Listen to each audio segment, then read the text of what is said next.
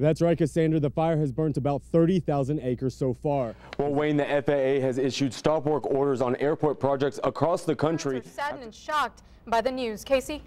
Yeah, Cassandra, Taylor County Sheriff's Department, along with the Texas Rangers, have been investigating 48. Now, these squadrons have gone through some intense training, but today they get to be competitive and take their experience and have a little fun with it. Now, they can put that training to use out here in the field where thousands of motorists travel every day. Now, most of the nation's drugs come from the southwest border and travel right through Texas. Reporting live from I-20, I'm Casey James, KTexas News. And the problem lies right here where the median has been closed off. Drivers heading northbound on Pine can't turn into the store, and those exiting can't cut across, forcing them to go south on Pine to make an illegal U-turn. Colorado City, just a small town in the heartland of Texas, has grabbed the attention of the nation with the case of the missing teen, Haley Dunn.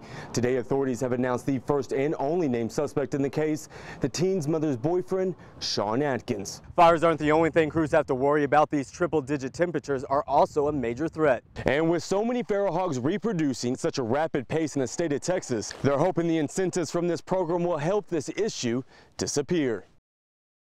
Not only does it take motivation, courage, and quick thinking, but being physically fit is a huge part of getting through the academy. 498, 499. 500. The Texas Forest Service says they will continue to work hard fighting these fires during these extreme drought conditions. That's until Mother Nature can bring some kind of relief. And just a few hundred yards from this spot, a burned body was found this week. Nearby neighbors believe it could be that of a homeless man they have been seeing wandering up and down these railroad tracks for months. Power lines down, 100-year-old trees snapped in half, and homes completely destroyed. Here at the command center, they are in constant communications with the ground and air units, trying desperately to get to Haskell Courthouse, where not too long ago a controversial law was passed that has some residents outraged. That's right, Cassandra. The fire has burnt about 30,000 acres so far. There's 100 firefighters trying to set barriers to keep the blaze from penetrating any further, and there's 5 air tankers trying desperately to save as many homes as possible. Reporter Casey James was at the scene last night and has the facts about the events that led up to that fatal shooting. Casey? Well, it all started near the town of Winters when suspect 33-year-old Jesse Daniel Torres stole a white Ford 350 pickup at gunpoint. Shortly after, the Texas Highway Patrol attempted to pull over Torres on Highway 70. That is when the high-speed chase all began. Well, Cassandra, before Campbell was a Snyder officer, he patrolled the streets of Sweetwater, and the Sweetwater Police Department says everyone who wears the shield. Noriega posted a $40,000 bond on Friday. If convicted, he faces 5 to 10 years in prison. KTexas reporter Casey James was in De Leon this weekend where the stabbing took place. Casey?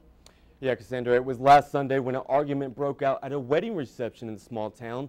During the heat of the moment, Anthony Lopez grabbed a machete out of his truck and stabbed his own brother, Ricky. Ricky Lopez was taken to the hospital. 2 hours later, he was dead. Casey? Well, Braid, we are 10 months into the worst fire season Texas has ever seen.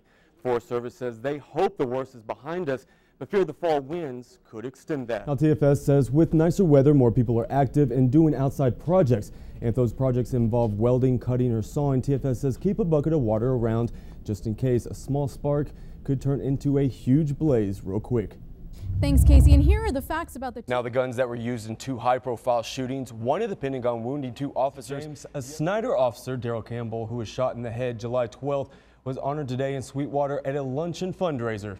KTexas reporter Brittany Molinar was there. Brittany? It was another tough day for Texas Governor Rick Perry, as many say the national campaign is testing Perry like he has never been tested in Texas.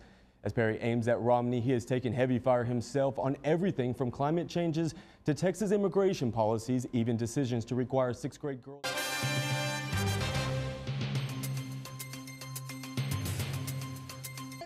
They're sometimes called America's greatest generation.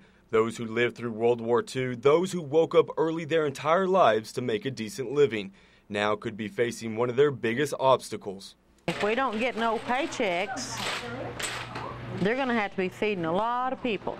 If Congress is unable to come to an agreement about the national debt by August 2nd, government funds like Social Security could be frozen, meaning those paychecks that millions of seniors rely on won't come in. It is not an entitlement. It is not a gift from the government. We've all worked hard, particularly this generation has worked very hard and paid into Social Security. And scare them, they'll go along with anything we say. Why don't they look at their own salary? Why don't they look at their own health care and then think about a few cuts? LaDonna McGee says she's angry the government has borrowed so much money only to send it to other countries.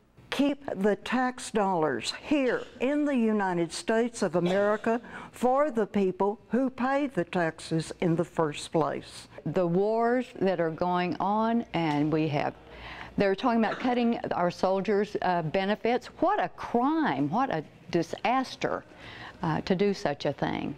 Just, if you aren't going to pay them, bring them home. Barbara Daniel and her husband have paid in the maximum to Social Security over the years and says it's just wrong the government would even think about freezing it. There are other measures that could certainly be taken to make a more significant contribution to the debt reduction than starting there.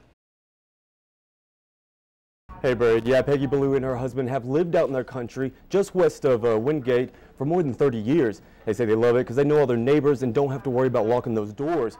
That was until Saturday night. It was a tragic story ending for 33-year-old Jesse Daniel Torres, who led police on a high-speed chase through 2 counties. It all began just after 8 o'clock Saturday evening when Torres stole a van in Winters. He drove the stolen van north on Highway 153 until he pulled into Peggy and Scotty Ballou's home that sits right off the road. And I was standing at the kitchen window, and I saw this van pull in. I mean, he was like on 2 wheels when he turned that corner, and he pulled up in my driveway. Peggy says it's not uncommon for a car to blow out their tire or someone needing assistance. Because of the erratic driving, she thought the driver may have had a wreck and was seeking help. And I ran to the door to see what I could do to help. And then he's standing there with what appears to be a gun. And he said, "Give me your keys, give me your keys." And so I tried to shut the screen on him right quick. And when I did, I scraped my arm real bad. Torres was too strong and forced his way in. He, at that point, grabbed me by my hair and dragged me through the den.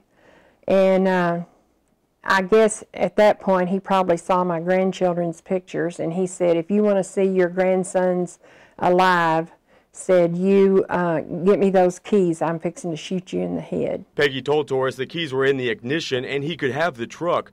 Torres grabbed Peggy again and dragged her outside. So I went over and I opened the door and I turned the key on. I did not start it, but I guess he could hear the key dinging, so he knew the keys were in it. And so he pushed me out of the way. Torres jumped into the Ford 350 truck and sped off. Within the hour, he was shot dead by authorities in Sweetwater. You wonder what starts a fire out here in the middle of our very undensely populated area, and all of a sudden you've got fire everywhere. The wildfire being called the Prison Fire is one of many that have erupted in the same general area around Lake Fort Phantom Hills over the last few weeks. With such brittle brush and dry grass, these conditions are extremely dangerous for fire. That again is one of our concerns. It's moving so fast, it can happen so quick. Yesterday's blaze started just after 2 o'clock. The flames were intense and engulfed everything in its path. Today, nothing was left but ash and smoldering trees.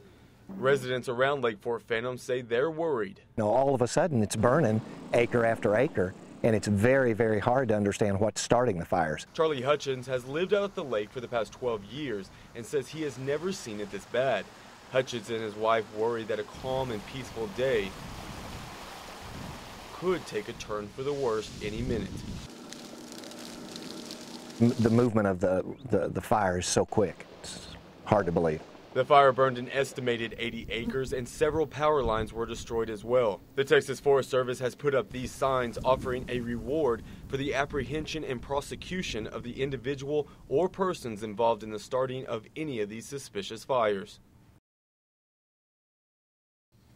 If you drive a few miles northeast of Zephyr on County Road 286, you will pull up to the Bethel Baptist Church that before Friday had stood there for 91 years. I've been coming by this corner for over 50 years, and the church had always been there. In my mind, it still was. Friday, the small country church was destroyed by a spree of wildfires suspected to be arson. Before the Zephyr Volunteer Fire Department could arrive, the entire church was engulfed in flames. It's a tremendous loss and shock. but some good will come out of it. The church's pastor, Buddy Cobb, says they lost everything inside, including Bibles, the church piano, and the kitchen. But that didn't keep them from praising this morning.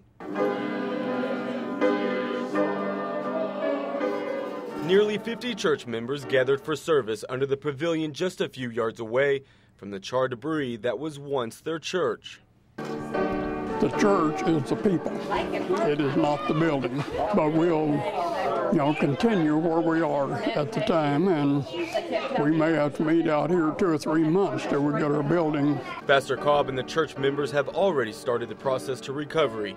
With donations and insurance, the church will soon be standing once again. Today we will elect a building committee and get them started. We're already having donations come in. Pastor Cobb says they hope to start rebuilding as soon as tomorrow. Casey James, KTexas News.